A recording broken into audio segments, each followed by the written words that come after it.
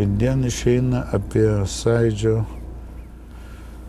spaudos gelbėjimo akciją. Ne visus išgelbėjom, bet kas norės įgelbėti, tas turėjo šansą. Kiti dar bandė laviruoti tarp valdžios, Sąjūdžio funkcionierių ir nepriklausomybės, arba ten laisvo žodžio, bet ten tie, kurie laviravo, beveik visi buvo išdaužyti arba nupirkti. Karas yra karas, tenai šitas kariauja už savo supratimą, už savo suvokimą, kas yra laisvas žodis.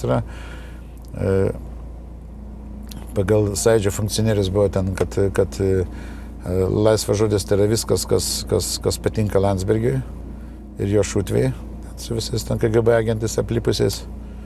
Ir va tada, kada visi pučia į vieną dūdą, kad būtų bent jau plius minus atasvara ar lygsvara tenai, tai tada turi būti irgi labai tendencingas, negali būti objektyvus, turi būti žiauriai subjektyvus, kaip yra kita pusė, kad skaitytų akimis tiesa įsilygintų kažkur per vidurį, nes ir ta pusė gali klysti.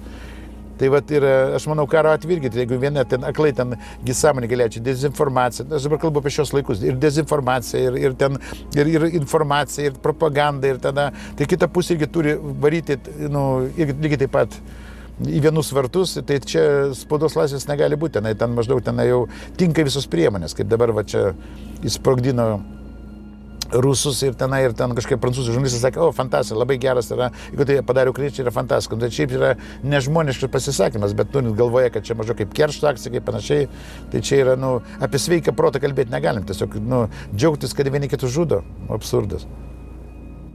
Tai vat su spauda irgi buvo tas pats, kada tenai visi žurnalistai persimetė jau Sąjūdžio pusę, nes mato, kad čia kvepia valdžia, kvepia pinigais, kvepia gerbūviu ir tada vėlgi kaip senas šluotos darbuotojas, tai tenai vis tiek feljetonai turi egzistuoti, netgi ir labai geri dalykai vis tiek turi būti išbandomi tokie, tarkim, su pašaipėlė, taip, su kritikos doze, o kadangi savikritikos labai trūko, jeigu tokius šūkius kėlė, buvo parašytas spausdinama, Lietuvos žiniuose, paskui mes perspausdinam ar kažkur, kad geriau durnas, bet savas, valdžioje, programavimas, geriau durnas, bet tai yra, turbūt sunku patikėti, kad tai buvo, bet tai buvo parašyta, geriau durnas, bet savas.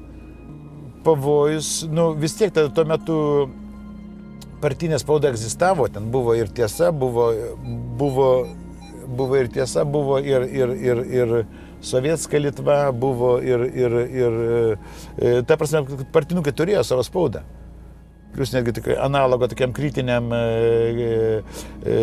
kritikai toks buvo išleistas Kranklys, čia toks Kiauleikis vadovavo kažkada buvęs ir šluotos darbuotojas, mano panašiai, tai jis labai žiauriai rašė apie sąjūdiečius, tai tarkime mes tiesiog jį naikinom Respubliką, tiesiog aš mačiau, kad jisai tendencingas labai nekenčia Sąjūdžio, kaip komunistas buvęs ir ten prie nomenklatūros, aptarnautos nomenklatūrą, tai aš ten žiauriai taršiau, tai aš paskui visą karą nuo Sąjūdžio perėmė ant savęs, tai jis ten paskui ten kapojo su Respublika, bet mes jį sunaikinom paskui, kaip leidinį, kaip toliau, tai be abejo buvo ir galų tie patys rusai, pavyzdžiui, buvo įsigandę ten iš principo, kad gal reikia emigruoti, nes nesaugu Lietuvoje gyventi buvo.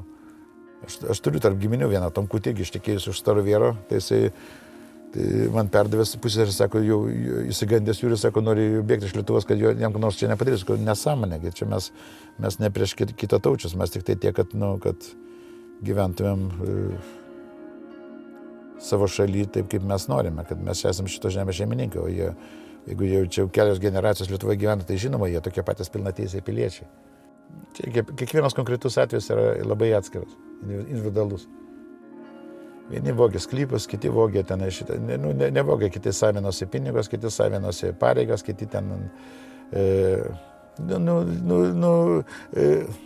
nieko naujo, tai yra, valdžia gadina žmonės, absoliuti valdžia absoliučiai, banalybė pasakiau, bet tai sąjūdiečiai tokie patys žmonės kaip ir partinukai, jo labiau, kad tie patys partinukai tenai, pažymkim atvejį, Valatkos, pavyzdžiui, kuris ten ir liktai ten kaip Gimto krašto buvo toks progresyvus darbuotojas, nors tas Gimtas kraštas tai buvo KGB leidinys ir ten tarnavo pakankamai nenorom, sąmoningai ar ne, ten šitai struktūrai.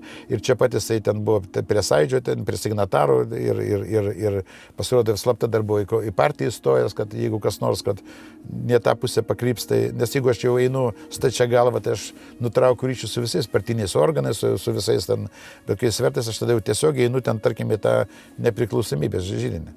Tai ten labai daug žmonių buvo, kaip pasakyti, prisitaikėlių, bet žmonės yra prisitaikantis. Tai yra, aš turbūt irgi prisitaikau dažnai kažkokios situacijos yra, ten galvoju, jeigu visi durni ir aš durni apsimetu. Jeigu visi protingi, bandu irgi tenai patylėti, nes nieko protingo nežinau ką pasakyti. Ten, bet tai čia žmogaus silpnybės yra.